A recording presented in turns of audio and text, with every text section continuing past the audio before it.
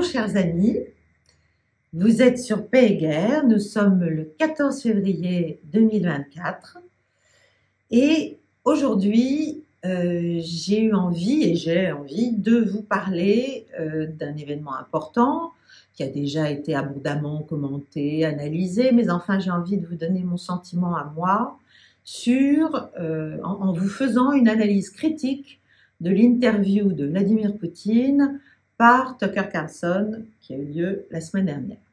Une analyse critique et à froid, je dirais. Il y a déjà, je crois, 200 millions de personnes qui ont vu cette interview qui a duré un peu plus de 2 heures.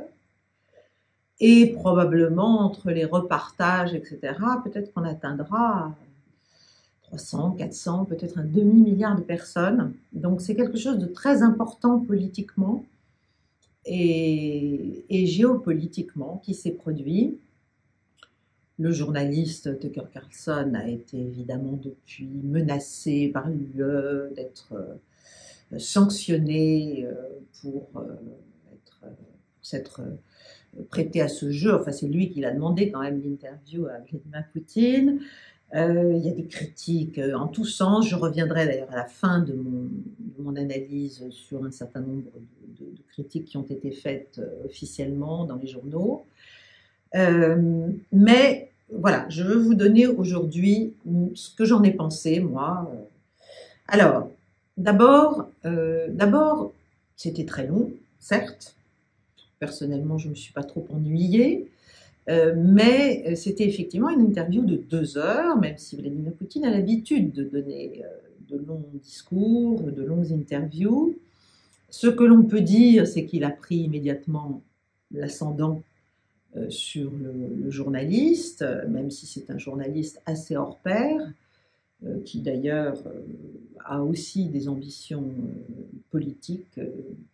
Mais ça, on verra ce que la suite de l'histoire apportera. Donc une interview longue où Vladimir Poutine tout de suite, j'allais dire, a pris le pas et a expliqué qu'il était là pour parler sérieusement et que donc il allait commencer par faire un petit retour historique sur la Russie et l'Ukraine.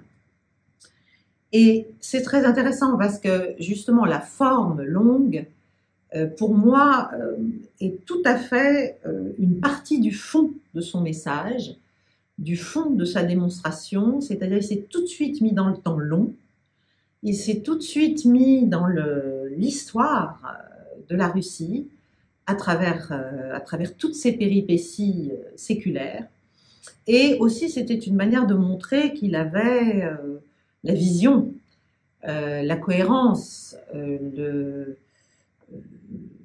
la cohérence, la logique, la rationalité en fait. Et donc d'installer les positions qu'il va prendre après au cours de cet entretien dans justement l'idée d'un raisonnement très très construit et pas du tout fou, mu par des sentiments qui ne seraient pas ceux du niveau d'un chef d'État. Donc ça c'est quand même important. Il faut aussi comprendre donc qu'il s'est adressé au monde entier, pas seulement aux Russes, pas seulement aux Ukrainiens, pas seulement aux Américains, au peuple et à leurs dirigeants, bien sûr, occidentaux, européens, mais au reste du monde aussi, c'est-à-dire aussi à ses alliés, notamment au sein des BRICS, mais pas seulement, à travers tous les continents. Et donc, c'est une impression de grande maîtrise, en fait, globalement, face à ce qu'il qualifie, en tout cas, lui, d'irrationalité, pour être aimable, de l'attitude occidentale à l'égard de la Russie. Alors, que retenir de ces 2 heures? Il y a un certain nombre de points sur lesquels je vais passer. D'abord, un point qui est évidemment qui fera bondir les dirigeants ukrainiens et même probablement une partie du peuple ukrainien, c'est qu'il a démontré, selon lui, dans son grand retour historique, que l'Ukraine, en fait, est un État artificiel qui a été créé par la volonté d'abord de Lénine, puis de Staline, et au cours des premières, il revient sur l'idée qu'au cours des premières années du pouvoir soviétique, L'Ukraine a reçu des territoires et des peuples, et notamment la région de la mer Noire, qui n'avaient historiquement jamais rien eu à voir avec elle. Les bolcheviks ont commencé à former l'URSS et ils ont créé cette Ukraine soviétique qui jusqu'alors n'existait pas.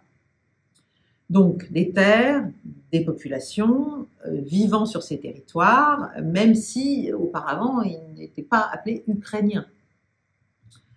Et ça lui permet de dire ou de redire que la plupart des Ukrainiens actuels s'identifient encore comme russes. Alors la plupart, tout est dans la proportion, mais ce qui veut dire surtout, c'est qu'en fait toute cette séquence terrible qui est en train de se produire, mais qui est ancienne, qui en tout cas a repris de la vigueur avec la fin de la guerre froide et notamment au début du XXIe siècle, à partir de la Révolution orange, tout ce qui se passe, ça a aussi une grande dimension de guerre civile et il le dit clairement. Donc, il en arrive à dire, écoutez, les Ukrainiens ont tout à fait le droit de se considérer comme un peuple à part entière, mais pas sur la base de l'idéologie nazie. Et là, on revient à l'un des objectifs de l'opération militaire spéciale lancée en février 22, qui est ce qu'il appelle la dénazification.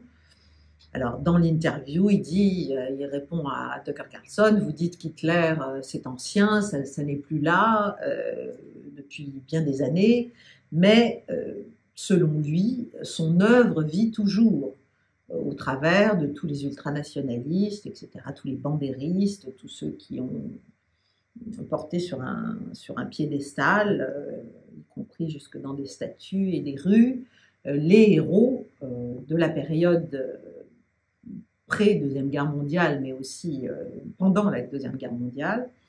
Donc, il assoit ce point que, en fait, la Russie n'a pas fini avec les objectifs officiels de son entrée dans le territoire ukrainien en février 22, et que l'un de ses objectifs, au-delà de la neutralisation, de la démilitarisation de l'Ukraine, c'est bien sûr la dénazification, comme il dit, c'est-à-dire l'interdiction, en fait, de toutes sortes de mouvements d'inspiration néo-nazie.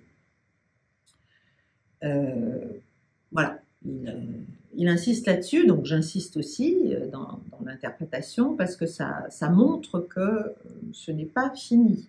On considère qu'il y a encore un problème à Kiev et ailleurs, y compris dans ce qui reste de forces ukrainiennes. Il revient aussi, et ça c'est très intéressant, parce qu'il situe, en fait, pendant cette interview, il essaie de situer tout ce qui s'est passé depuis 2 ans dans la logique d'un raisonnement historique et d'une séquence historique longue. Et ce qu'il dit, c'est il rappelle qu'avant l'effondrement de l'Union soviétique, il y a eu le projet d'un nouveau système de sécurité en Europe. D'ailleurs, ça a donné lieu à la Charte de Paris en 90, à l'idée de l'indivisibilité, j'en ai déjà parlé, de la sécurité en Europe. Mais il reparle surtout d'un homme qui s'appelait Egon Bahr, qui est un journaliste au départ du SPD d'ailleurs, en RFA, en République fédérale allemande, avant la réunification, non, et qui était un artisan de l'Ostpolitik dans les années 70. Et ce plan mettait déjà en garde contre l'expansion de l'OTAN vers l'Est. Et Egon Bahr disait, mais si l'alliance s'étend, tout sera comme pendant la guerre froide, mais encore plus près, trop près des frontières de la Russie. Donc il avait déjà prévenu, peut-être avant d'autres, et même avant des Américains qui l'ont fait aussi, mais personne ne l'a écouté, comme rappelle Vladimir Poutine. Il rappelle aussi qu'il a proposé à Bush, Bush Junior, de créer un système de défense antimissile commun entre la Russie, les États-Unis et l'Europe. Et que ça, évidemment, ça aurait changé toute la dynamique géopolitique de l'espace européen et de l'espace même transatlantique. Mais ça, c'était la période, j'allais dire, des illusions, la période durant laquelle la Russie, qui se conçoit et qui se concevait encore alors beaucoup plus comme une puissance européenne, se voyait comme un morceau d'Occident qui devait rejoindre, entre guillemets, l'Occident dans son ensemble. Et c'est vrai qu'il y a eu cette période d'espoir déçu, d'illusions déçues, douchées évidemment par les Américains, au-delà d'ailleurs même des dirigeants, par ce qu'on peut appeler les structures profondes de l'État américain. Et finalement, tout ça n'a pas eu lieu, tout ça a été mis en échec par ces structures, et on est parti, et ça c'est une période que j'ai vécue, dans la promotion d'un élargissement de l'Alliance Atlantique, qui a priori n'avait plus vraiment de raison d'être, après la dissolution du pacte de Varsovie, mais donc cet élargissement en 5 phases, en 5 vagues, qui a commencé à s'approcher de plus en plus près, de plus en plus près, de plus en plus près, jusqu'à l'Ukraine et la Géorgie, des frontières russes. Il a rappelé aussi le soutien des services américains, en dépit de ses demandes, au terrorisme, donc qui visait à affaiblir déjà la Russie et à vrai dire à provoquer sa déstabilisation et son démembrement dès l'époque. C'est une vieille histoire dans le Caucase Nord. Et puis il en vient à Maïdan. Et là, il explique que lors de Maïdan, il y a eu quand même des discussions entre les Russes et les Européens notamment, et les Américains. Et les Américains ont demandé aux Russes au moment où la révolution, disons les manifestations de Maïdan, qui n'étaient pas forcément toutes très spontanées, étaient en train de monter, les Américains ont demandé aux Russes de calmer Yanukovych, le président de l'époque, et ils ont dit, nous, on calmera l'opposition. Donc c'est ce qu'a fait Poutine, enfin c'est ce qu'il dit qu'il a fait en tout cas, et donc il a convaincu Yanukovych de ne pas faire appel à l'armée, de ne pas faire appel à la police. Les Américains, de leur côté, évidemment, n'ont pas tenu la part du deal, et eux ont continué à armer l'opposition, et on en est arrivé au coup d'État. Donc, voilà, première rupture de la confiance et du dialogue assez forte qu'il veut rappeler. Et puis après, il en vient aux tentatives de paix, et donc à ce qui s'est passé après le coup de Maïdan, et notamment à ce qu'on a appelé les accords de Minsk, en disant que la Russie a cherché pendant très longtemps, et c'est vrai, puisqu'elle a refusé de reconnaître les républiques séparatistes de Donetsk et de Lugansk à l'époque, jusqu'en début 22, il explique que donc la Russie a cherché à vraiment à mettre en œuvre les accords de Minsk, parce qu'il ne voyait pas tellement, il ne savait pas tellement comment le faire, d'ailleurs il le dit dans l'interview, mais il sentait bien que c'était la seule solution pour que ça ne dégénère pas complètement et que cette guerre civile, qui était déjà extrêmement meurtrière dès le début pour les populations russophones de cette partie-là de l'Ukraine, du Donbass, pour que ça s'arrête, si vous voulez, et que donc, voilà, Minsk était cette façon d'arrêter la guerre civile tout en conservant ces républiques dans le giron souverain de l'Ukraine. Et ça ne s'est pas fait.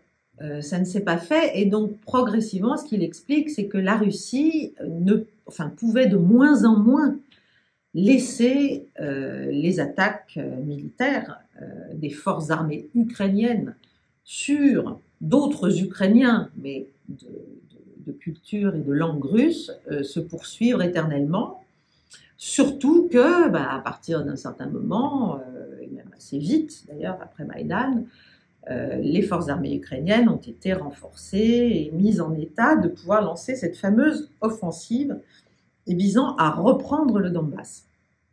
Et donc en fait, ce qu'il essaie d'expliquer, et ce qu'il dit d'ailleurs, alors bien sûr on ne sera pas d'accord, mais c'est son discours, et c'est ce qu'il faut comprendre, c'est que la Russie considère qu'en entrant en Ukraine, elle n'avait pas le choix et elle a voulu mettre fin à la guerre qui s'y menait contre les populations russophones du Donbass.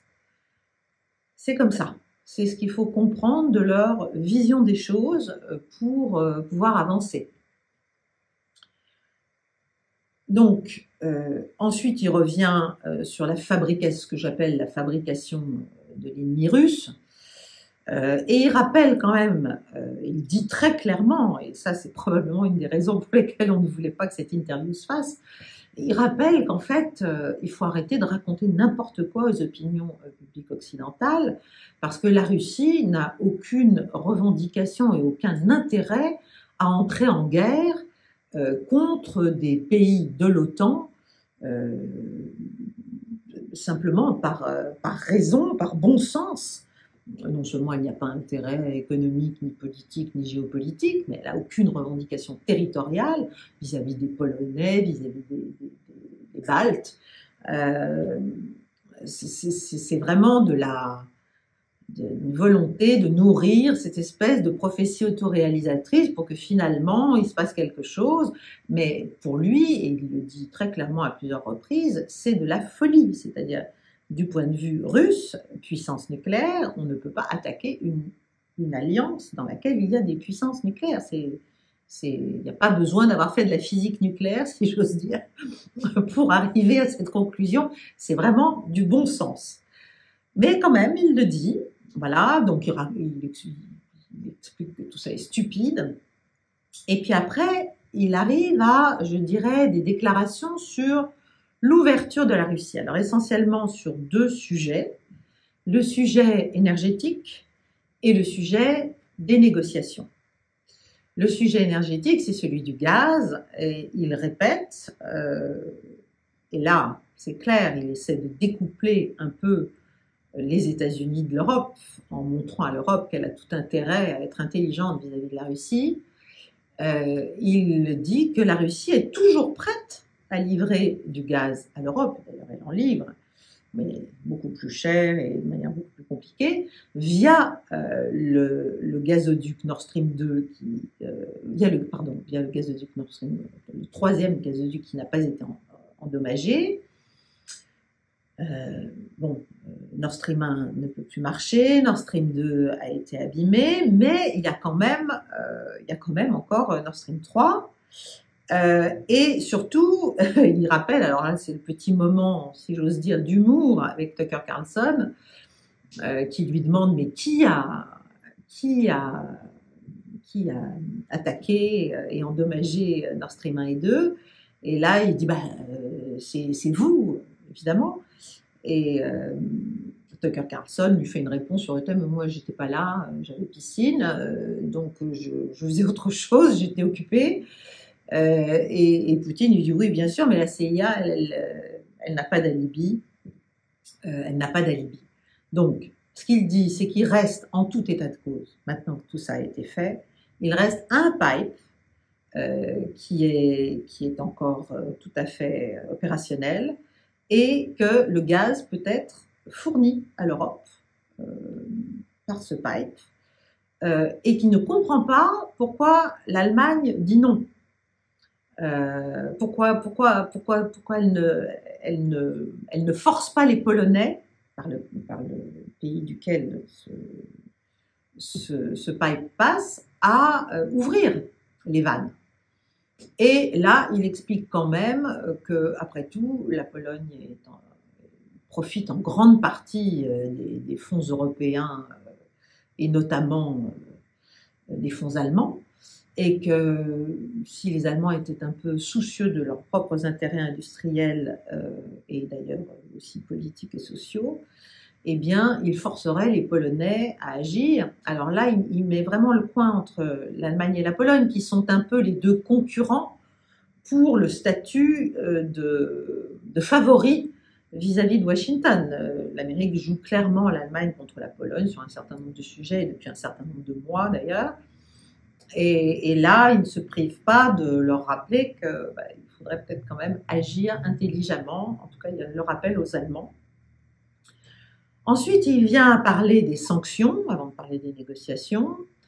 Il rappelle que, en fait, ça a été une stupidité sans nom de la part des Américains et des Européens de mettre en place ces sanctions et de pousser la Russie à ne plus utiliser le dollar dans ses transactions. C'était une politique de pression, il le répète plusieurs fois, pression dans tous les domaines, mais c'est une erreur assez colossale parce que en utilisant le dollar finalement comme une arme politique pure, ils ont porté un coup très sérieux à leur pouvoir dans le monde, pas seulement vis-à-vis de la Russie. Cette décision américaine de limiter les règlements en dollars avec la Russie a été vraiment une bêtise. Parce que, alors, il rappelle quelques chiffres. Ce qu'il dit, c'est qu'avant 2022, 80% des échanges commerciaux russes se faisaient en dollars. Et aujourd'hui, on en est à 13%. Donc, c'est stupide. Parce que ça ne veut pas dire que le delta ne se fait pas. Il se fait juste dans d'autres monnaies. Donc, la part du dollar dans les échanges baisse. Alors, là, il y a la question du gel des avoirs, il n'en parle pas vraiment, mais moi je peux vous en parler, puisque là on est de nouveau en train d'essayer de geler ces avoirs, et en tout cas de se servir des intérêts des avoirs russes, qui se montrent quand même à quelques milliards, pour les donner à l'Ukraine. Je ne sais pas si on va vraiment y arriver, il y a des décisions qui sont prises, mais est-ce que ça va être mis en œuvre, même simplement à partir de 2024 ? Sachant que ces intérêts se montent vraiment à plusieurs milliards. Pour moi, c'est une erreur colossale à ne pas faire, parce que ça va être extrêmement dissuasif, là encore, pour tout un tas de pays qui peuvent avoir des envies d'investissement en Europe ou ailleurs, et qui peuvent se dire qu'eux aussi, à un moment donné, on peut leur geler leurs avoirs dans certains pays européens ou même aux États-Unis, et que donc ils n'ont pas intérêt à investir en dollars ou en euros d'ailleurs dans ces pays qui finalement prennent des décisions idéologiques et politiques au lieu de réfléchir commercialement et économiquement. Donc Poutine revient là-dessus, il explique que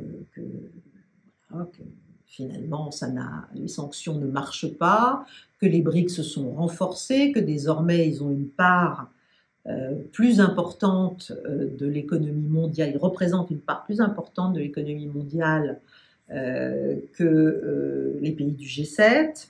Il explique qu'en 92, 47%, la part du commerce mondial des pays du G7 était 47%, elle est désormais d'un peu plus de 30, 31 ou 32.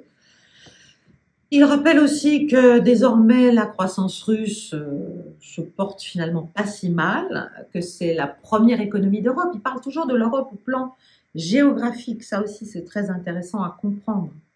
Il essaie de montrer que la Russie fait partie de l'Europe géographique.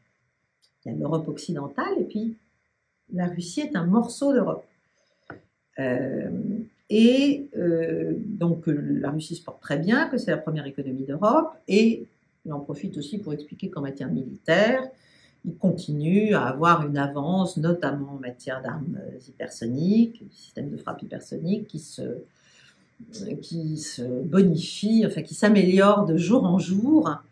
Voilà, une petite menace, n'oublie pas d'être le président qu'on a l'habitude de connaître. Et puis, il en vient aux perspectives de paix, ça c'est très important.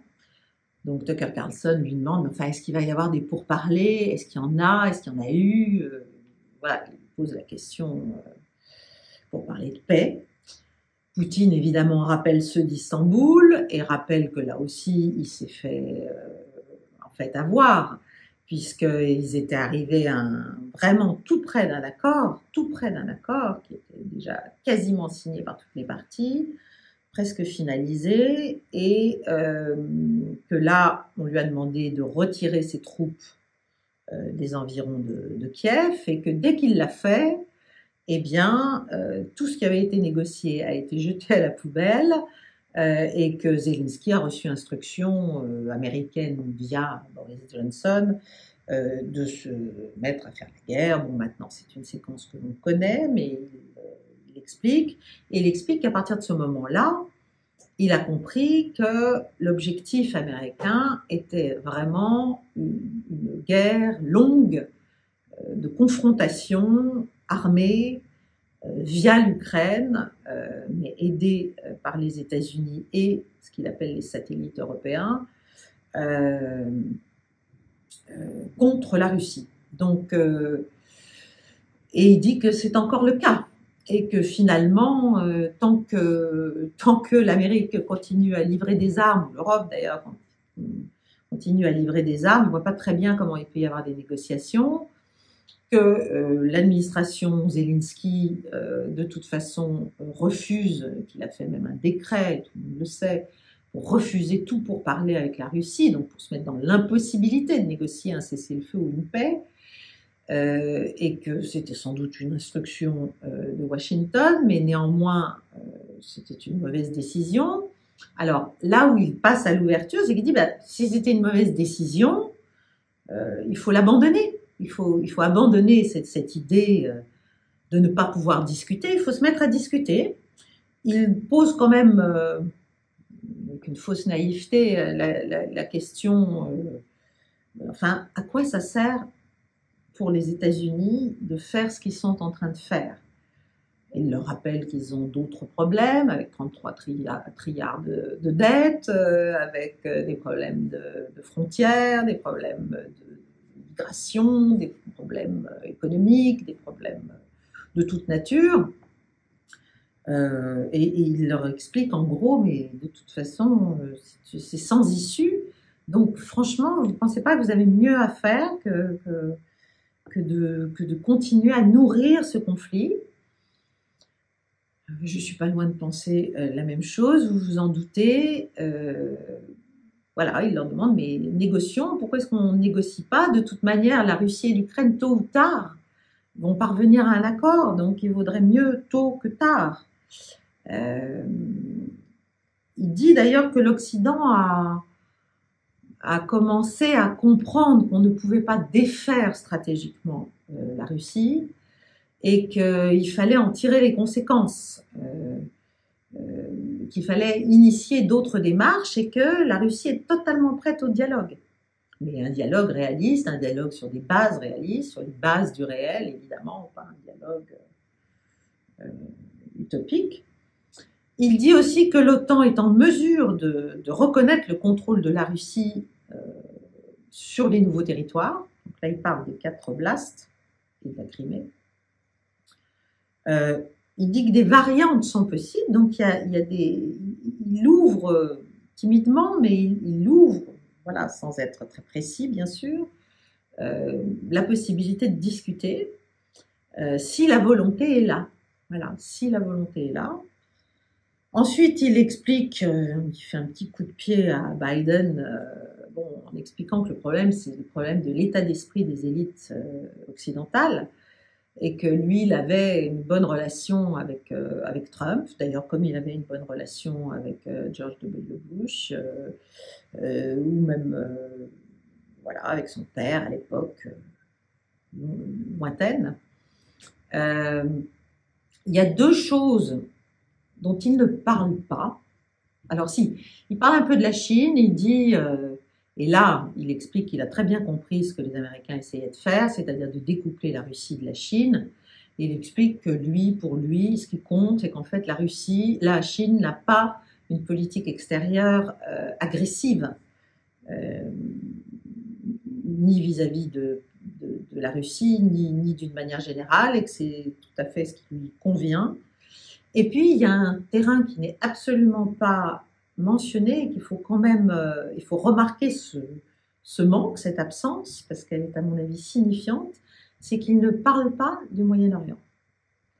Et ça, pour moi, c'est aussi un geste d'ouverture, parce que parler du Moyen-Orient, c'est forcément lier ce qui pourrait être fait en Ukraine avec ce qui devrait être fait par les États-Unis au Moyen-Orient. Et on sait que même dans le cas d'un retour de Donald Trump au pouvoir, ce sera sans doute quelque chose de compliqué, de délicat, dans une négociation avec la Russie qui sera nécessairement globale, qui ne sera pas seulement sur l'Ukraine, de voir ce qu'il lui faudra peut-être abandonner ou modérer de ses ambitions et de ses positions au Moyen-Orient. Donc il ne touche pas ce sujet, ce qui est finalement un atout donné à Trump, à mon avis, en l'espèce, pardon.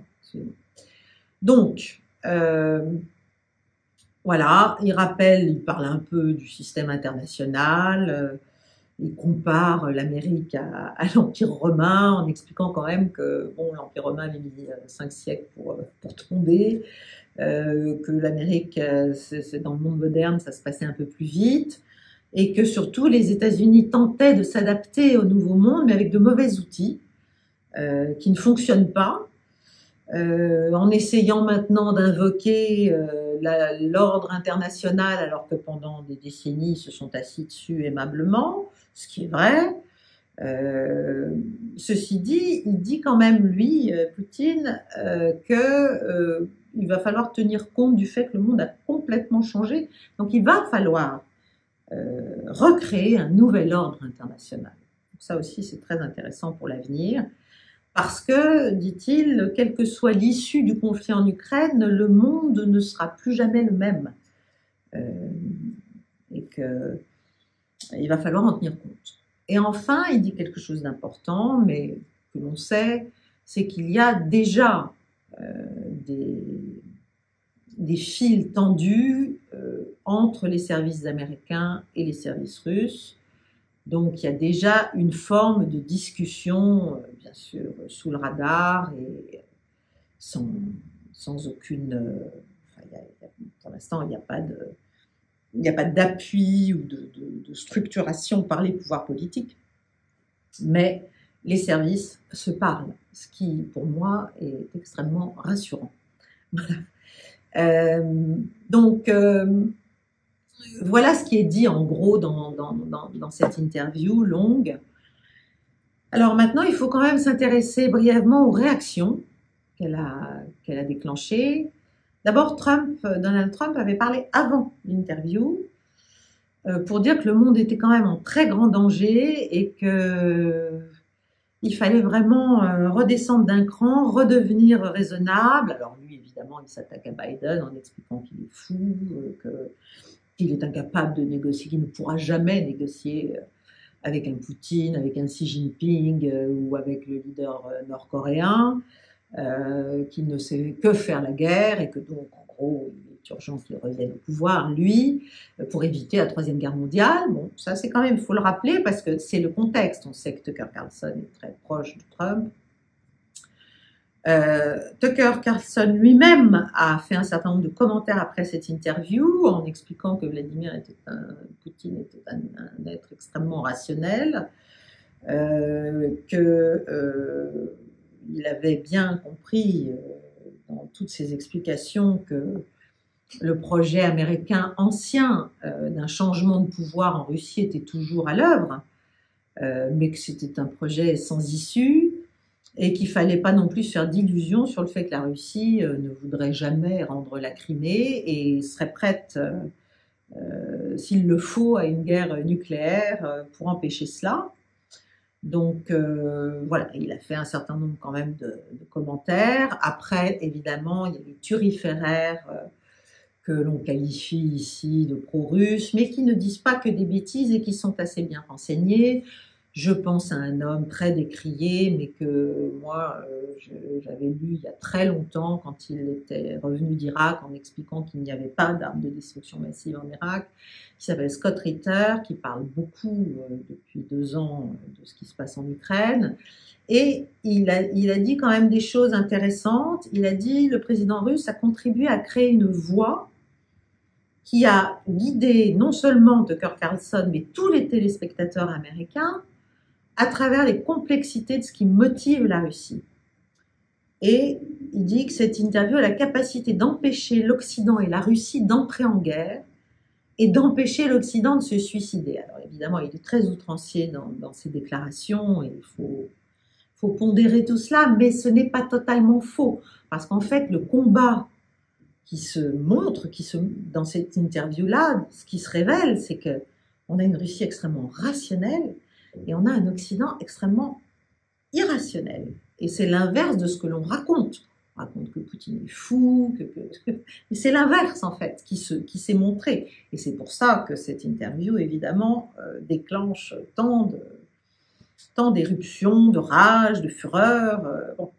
Donc, voilà, Vladimir Poutine a fourni des informations dans un contexte accessible, de manière très accessible, pour le public mondial, mais pour le public américain déjà, qui n'entendent jamais, d'ailleurs pas plus que les Français, Vladimir Poutine parler, à moins de s'y intéresser vraiment. Bon. Donc, c'est pour ça qu'il y a cette tentative, j'allais dire, de stigmatisation de Carlson, d'accusation, de cancelisation, si vous voulez. C'est la cancel culture aussi, dans le domaine géopolitique, de faire en sorte que ça n'ait pas existé. Mais là, évidemment, ça a été mis en échec de manière magistrale grâce à Elon Musk sur X, et puis grâce ne serait-ce qu'aux chaînes de Tucker Carlson et à ce que ça a permis comme écho. La Maison-Blanche, elle a carrément exhorté les Américains à ne rien croire de ce qu'a dit Poutine, parce que c'est que de la propagande. Voilà. Le Washington Times a quand même reconnu que ce discours avait donné à Poutine une plateforme rare pour décrire le monde du point de vue russe. Le Mirror en Angleterre a dit toutes les personnes impliquées dans l'interview de Tucker Carlson avec Poutine sont des ennemis des États-Unis et de l'Occident. Je vous fais un petit florilège là de réactions, mais c'est quand même bon. Le New York Times a souligné la confiance tactique du dirigeant russe, alors que ses adversaires sont évidemment dans une position très vulnérable. L'Ukraine est en difficulté militairement, l'aide, même si là, manifestement, il y a un package qui a été admis, qui a été accepté par le Sénat américain, enfin la Chambre des représentants s'y oppose encore, l'aide est quand même, elle n'arrive plus au même rythme, c'est clair, et en plus, il y a de plus en plus de politiciens américains favorables à un apaisement avec la Russie. Bon. Le Washington Post, lui, a dit que Poutine avait profité de ce moment pour décrire la Russie comme un pays agissant en état de légitime défense face à l'OTAN et face à la CIA, ce qui est vrai.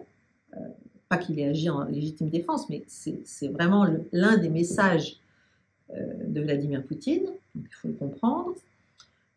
Et puis moi, je noterais une déclaration qui est assez rassurante parce qu'elle vient du camp démocrate, mais elle vient pas de n'importe qui, elle vient de Bobby Kennedy Jr., le fils de l'autre Robert Kennedy, qui a dit, qui est le candidat dont personne ne parle parce qu'on essaie toujours de conserver, en France en tout cas, l'idée que le combat politique des élections présidentielles américaines, ce serait Biden versus Trump.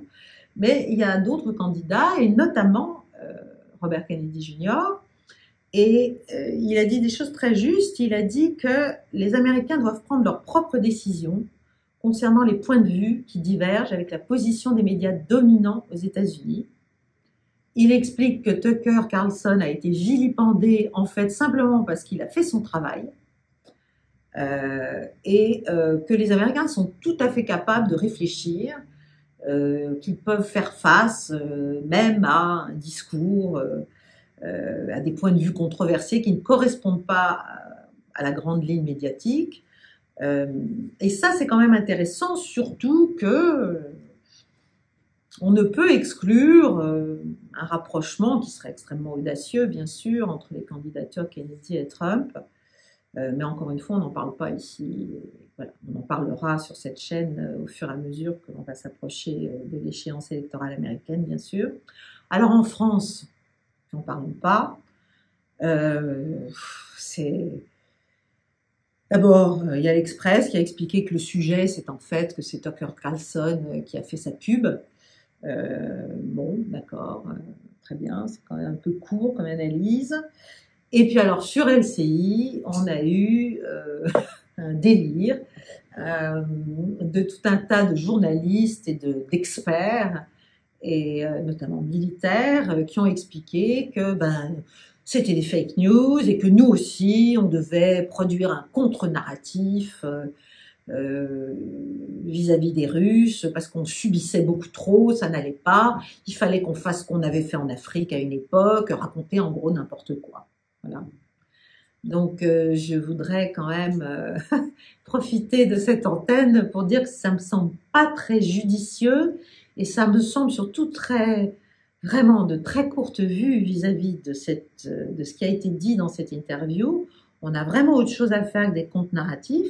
On a à essayer de promouvoir maintenant la fin du carnage, donc la paix, donc des pourparlers, donc réfléchir à ce qui se passe militairement et à ne pas continuer à nourrir cette spirale de violence totalement inutile et sans issue pour nos positions occidentales et européennes, et évidemment pour la malheureuse Ukraine. Voilà.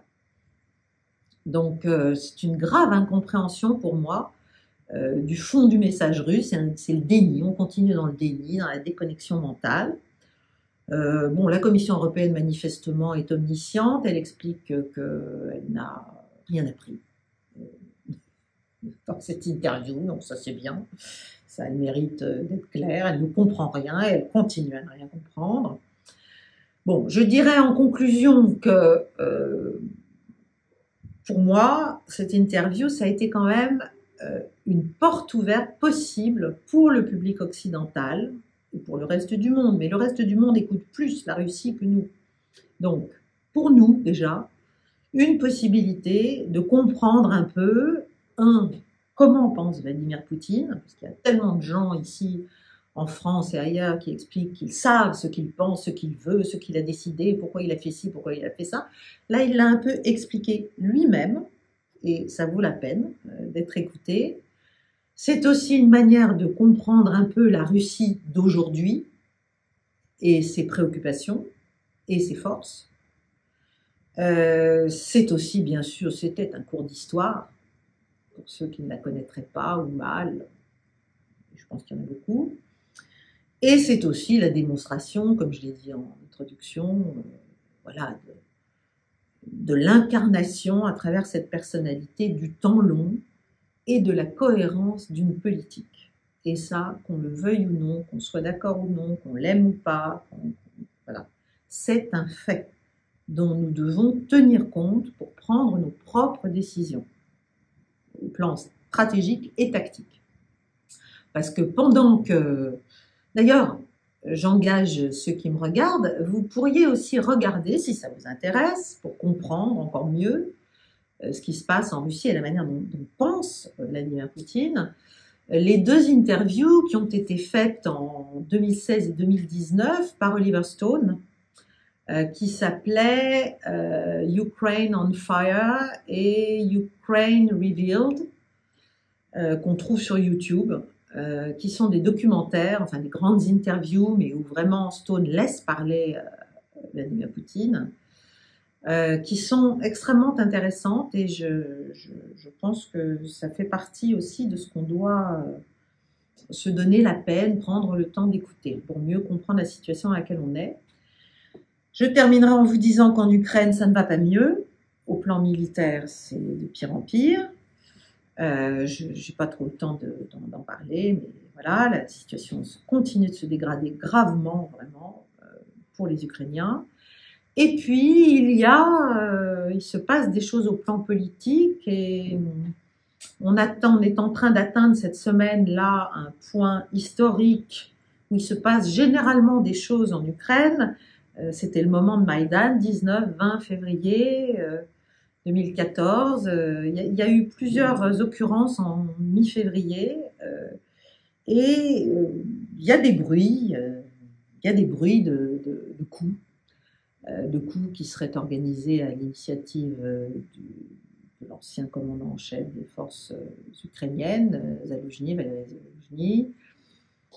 Bon, ce ne sont que des rumeurs, voilà. On a quelques bribes d'informations sur certains fils de réseaux sociaux, mais la situation est délicate et la question c'est comment est-ce qu'on doit l'interpréter? Est-ce que ça peut être une solution, enfin finalement un point positif que le président Zelensky soit mis de côté et qu'un nouvel interlocuteur apparaisse plus réaliste au plan militaire. Donc est-ce que c'est pas finalement, non pas qu'il faille encourager les coups, mais est-ce que ça ne peut pas ouvrir sur une séquence plus réaliste et peut-être de discussion entre les Ukrainiens et les Russes, entre les Américains, les Ukrainiens et les Russes, parce que sinon au plan militaire c'est quand même, ça paraît très mal engagé pour l'Ukraine. Et notamment, il semble que la Russie, qui est maintenant dans une phase d'attrition offensive, continue à avancer vers un certain nombre de villes, que ce soit vers Kharkov, vers Dniepropetrovsk, mais il y a aussi au sud Nikolaïev et Odessa. Donc, plus on attend, plus c'est dangereux, mais ça je vous le dis à chaque fois, et je le dis chaque fois que je suis dans un média, il est très très urgent de passer à des postures de dialogue et de discussion basiques, pragmatiques, sur la base du réel, pour calmer ce jeu militaire en Ukraine. Voilà, je vais en rester là pour aujourd'hui. Je vous remercie de votre attention. Je ne sais pas, j'ai dû être un peu longue. Je vous engage à liker, à partager, à vous inscrire. Alors, on a mis sur la chaîne une fonction qui vous permet d'avoir des sous-titres en anglais. Alors, ça n'est pas toujours très précis parce que c'est très phonétique en fait, mais néanmoins, ça peut peut-être aider certains locuteurs qui sont plutôt anglophones que francophones. Voilà, avec il faut une dose d'indulgence et puis de correction surtout soi-même quand on utilise ces sous-titres, mais ça peut être très utile malgré tout. Et puis, je vous retrouverai la semaine prochaine pour une autre séquence, probablement plus thématique, à moins qu'il ne se passe évidemment quelque chose d'ici la fin de la semaine ou le début de la semaine suivante. Je vous remercie et je vous souhaite une bonne soirée. Au revoir.